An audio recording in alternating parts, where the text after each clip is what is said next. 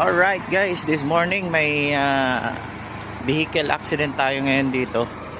Ayan isang coaster na Toyota at Toyota Yaris yata to.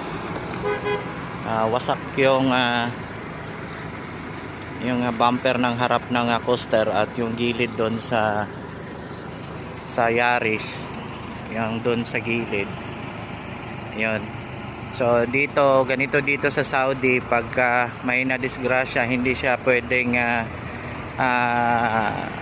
ibuin or alisin doon sa pinangyarihan na disgrasya, kasi may na-gym pa dito, yung authorized agency ng Saudi Arabia na mag arrange or kukuha ng detalye sa